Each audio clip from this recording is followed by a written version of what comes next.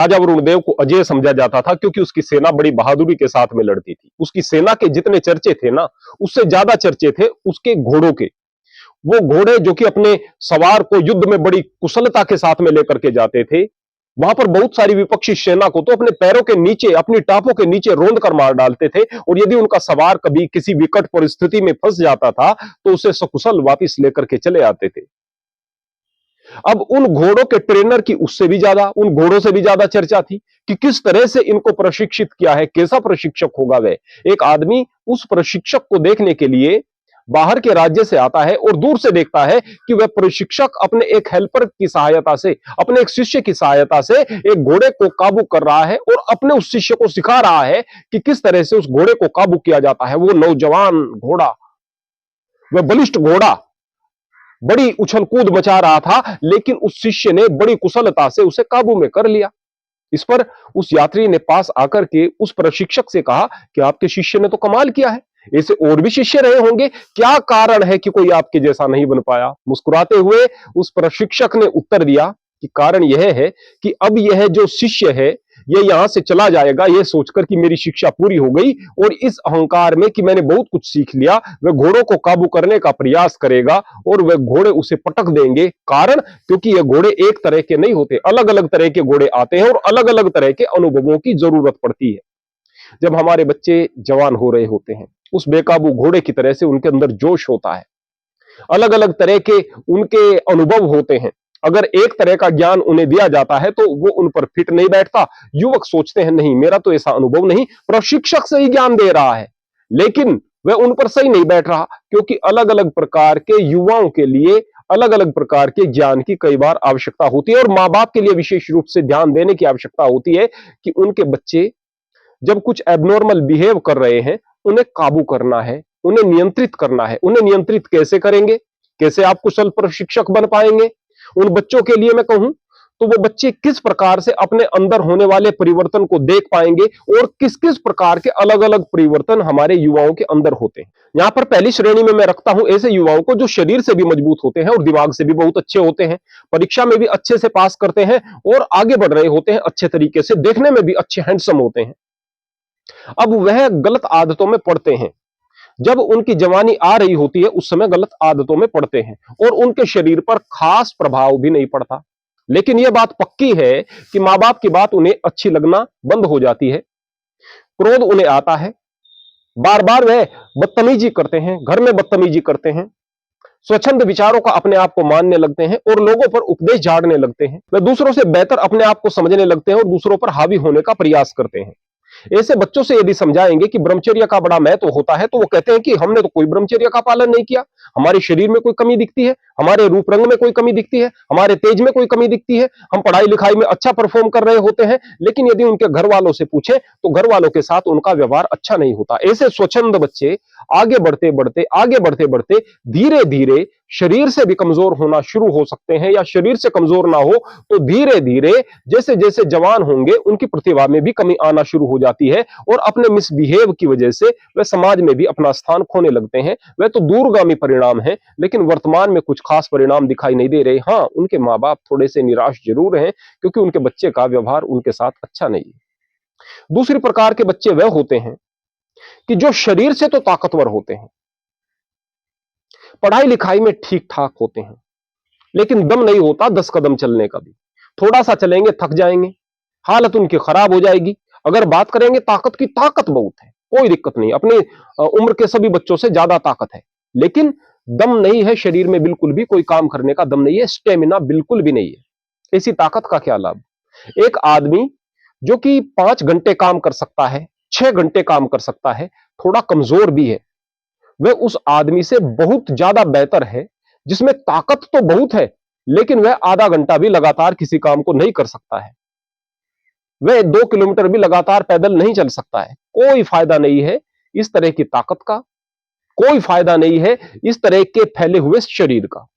तो स्टेमिना वो अपना खो चुके होते हैं, बस ताकत के अहंकार में उन्हें ऐसा लगता है कि हम तो शारीरिक रूप से सबल हैं, और बुरी आदतों का वो शिकार रहते हैं। लेकिन एक बात जो यहां पर भी कॉमन रहती है वह है मां बाप के साथ में बदतमीजी करना, उल्टा जवाब देना, और यदि मां बाप को इस समझाने की बात करें तो उन्हें आंखें दिखाना। अब तीसरी प्रकार के बच्चे होते हैं, ये वो बच्चे होते हैं जो कि अपने शरीर को पूरे तरीके से बर्बाद कर चुके होते हैं, गंदी आदतों में पड़ करके, गलत संगति में पड़ करके, गलत वीडियोस देख करके, गलत बातें सुन करके वो अपने शरीर को भी खराब कर चुके होते हैं, वो अपने मन मस्तिष्क को भी खराब कर चुके होते हैं, लेकिन मां बाप से प्रेम करते हैं। मां बाप की बात उन्हें बुरी लगती है, क्रोध उन्हें भी आता है, लेकिन फिर भी अपने अंदर के संस्कारों की वजह से उन्हें दबा कर रखते हैं, लेकिन अंदर से निराश रहते हैं। अब हमारा क्या होगा, अब हम बर्बाद हो जाएंगे, इत्यादि इत्यादि। अब यहां पर चौथी प्रकार के बच्चे आते हैं। ये बच्चे इस प्रकार के होते हैं जो शरीर से भी बिल्कुल गए गुजरे हो जाते हैं, जो मन मस्तिष्क से भी गए गुजरे हो जाते हैं और जिनके अंदर संस्कार भी नहीं होते, जो कि पूरे तरीके से बदतमीज भी होते हैं, जो गलती कर रहे होते हैं। उन्हें इस बात का एहसास होता है कि हमारा शरीर खराब हो रहा है, बस इस बात की फिक्र नहीं होती कि हमें तमीज का भी दामन पकड़ करके रखना है, मां बाप का सम्मान भी करना है। अब ये अलग अलग प्रकार के बच्चे हैं, इनको आप काबू किस प्रकार से करेंगे? सबसे पहले वो बच्चे जो कि बिगड़ रहे हैं लेकिन शरीर पर कोई प्रभाव दिखाई नहीं दे रहा, मन मस्तिष्क पर कोई खास प्रभाव दिखाई नहीं दे रहा, ओजस्वी तेजस्वी हैं और बहुत ज्यादा लिबरल विचारधारा के हैं। ऐसे बच्चों को यदि बाहर का कोई व्यक्ति समझाने की कोशिश करेगा या हम जैसा कोई व्यक्ति समझाने की कोशिश करेगा तो वह महामूर्खताई होगी, नहीं समझ पाएंगे। बल्कि उनके पास बहुत सारे तर्क होंगे।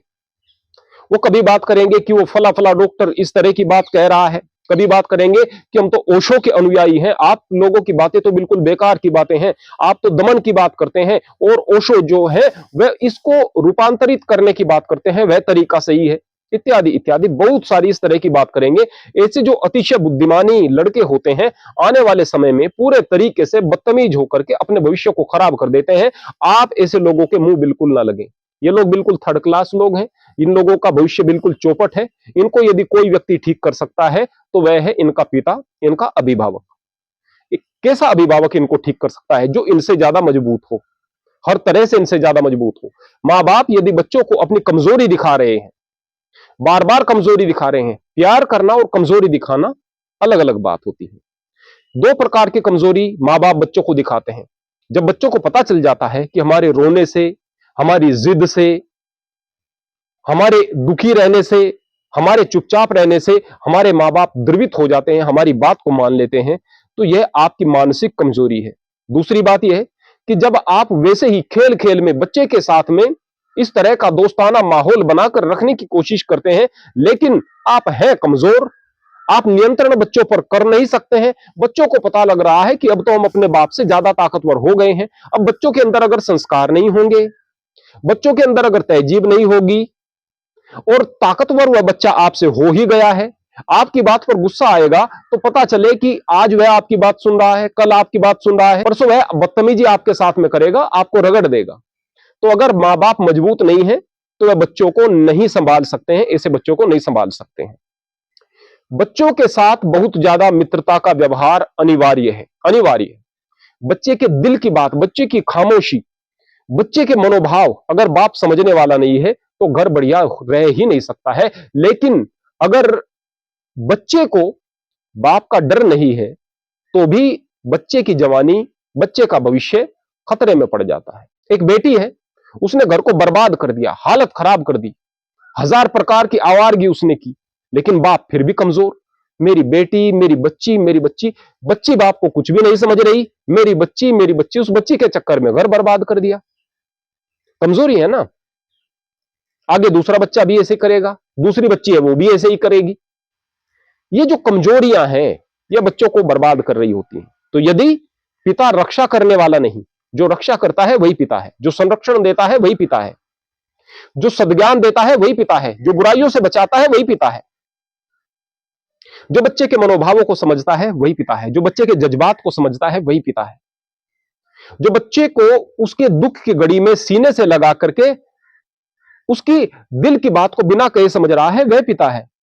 गलत आदतों में बच्चा पड़ रहा है, एक दोस्त की तरह से उसे समझाता है वह पिता है। बच्चा बदतमीजी कर रहा है तो उसकी गाल पर थप्पड़ जड़ करके उसे ठीक रास्ते पर चलाने की क्षमता रखता है वह पिता है। तो इस प्रकार के पिता की आवश्यकता होती है।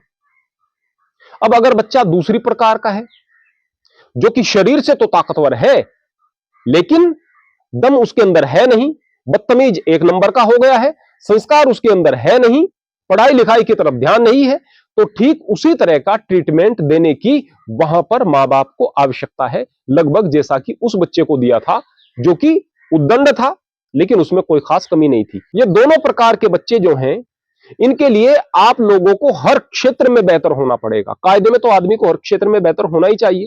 अगर मां बाप दुर्व्यसनों में पड़े हुए हैं और बच्चे को समझाने की कोशिश करेंगे, बच्चों इन दुर्व्यसनों से दूर रहो, क्या उसकी बात का प्रभाव पड़ेगा? एक गांव का आदमी एक डॉक्टर के पास में जाता है, डॉक्टर ने लिखा हुआ था कि 5 दिनों के अंदर धूम्रपान छुड़ाएं। अब वहां पर वह आदमी जो कि गांव का आदमी था, ज्यादा बीड़ी पीने का शौकीन हो गया था, लत लग गई थी, परेशान हो चुका था, डॉक्टर के पास में गया।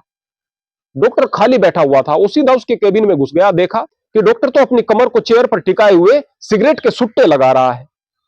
अब एकदम से उसको देखकर वह हड़बड़ा गया। उस मरीज ने पूछा, डॉक्टर साहब आप तो खुद धूम्रपान कर रहे हैं, आप मेरी बीड़ी कैसे छुड़ाएंगे? अरे भाई तुम्हें पता नहीं, मेरा धूम्रपान करना तो अनिवार्य है, क्योंकि मुझे ऐसी बीमारी हो चुकी है, ऐसा पेट का रोग हो चुका है, ऐसे कीड़े पेट के हो चुके हैं जो कि सिगरेट से ही मरते हैं, लेकिन तुम्हारे लिए ठीक नहीं है, इसलिए तुम्हारी सिगरेट छुड़ाऊंगा। क्या उस डॉक्टर का प्रभाव पड़ेगा? क्या उसका इलाज कारगर होगा?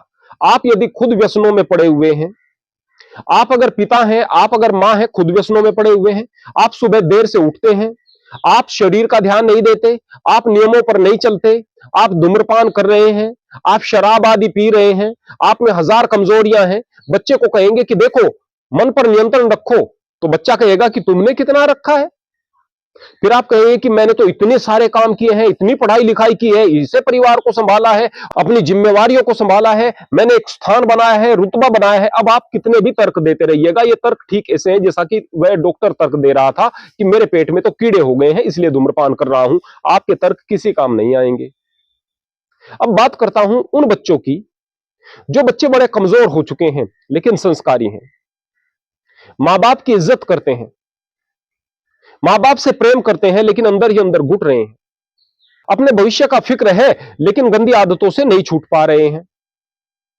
तो जाहिर सी बात है कि मां बाप उन्हें देख करके उदास रहेंगे, परेशान रहेंगे, बहुत प्रेम करते हैं अपने बच्चों से। ऐसे मां बाप को अपने बच्चों को गले लगाना चाहिए, प्यार से उनके पास में बैठना चाहिए और उन्हें समझाना चाहिए कि आपने कोई पाप नहीं कर दिया है, हमें आप अपने दिल की बात बताओ, गहराई से उनकी बातों को सुने।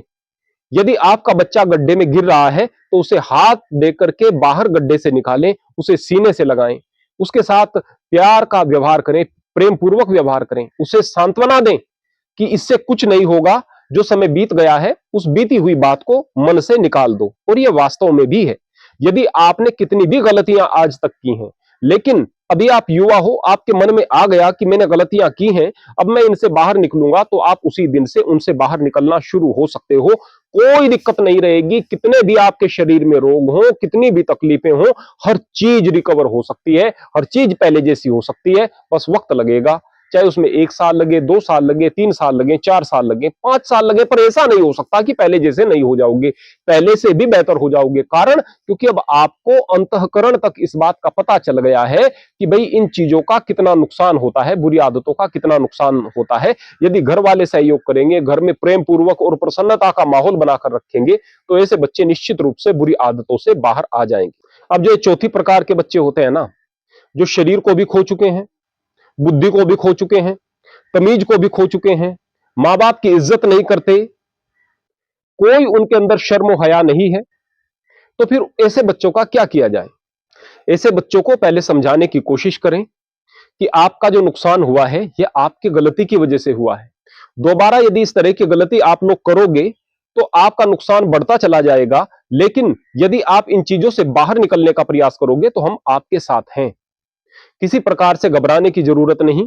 इस पर यदि आपको ऐसा लगता है कि बच्चे समझ रहे हैं, तो फिर मां बाप का कर्तव्य होता है कि ज्यादा से ज्यादा प्रेम पूर्वक व्यवहार करके उन्हें चीजें समझा करके उन्हें समझाएं और उन्हें प्रेम के महत्व को बताएं, उन्हें इस बात का एहसास कराएं कि तुम्हारी तो गलती थी ही, हमारी भी कहीं ना कहीं गलती थी कि हम सही से ध्यान नहीं दे पाए। यदि उसके बाद भी बच्चे नहीं समझ रहे तो माँ बाप को कठोर कदम उठाने की जरूरत होती है। अक्सर इस तरह के बच्चे ऐसे दिखाई देते हैं कि यदि उन्हें जोरों से डांट भी दिया तो आत्महत्या की तरफ चल देंगे और माँ बाप कमजोरी में उनके सामने झुक जाते हैं। इस कमजोरी को छोड़ना पड़ेगा, यह सोचना पड़ेगा कि यदि ये जिंदा भी रहे तो अभी मर ही चुके हैं, अपनी भी जिंदगी बर्बाद करेंगे, या तो क्रिमिनल बनेंगे, अपराधी बनेंगे, या परिवार को बर्बाद करेंगे, जिसके साथ में विवाह होगा उस लड़की के जीवन को बर्बाद करेंगे, विवाह नहीं होगा तो भी बर्बादी की ओर जाएंगे।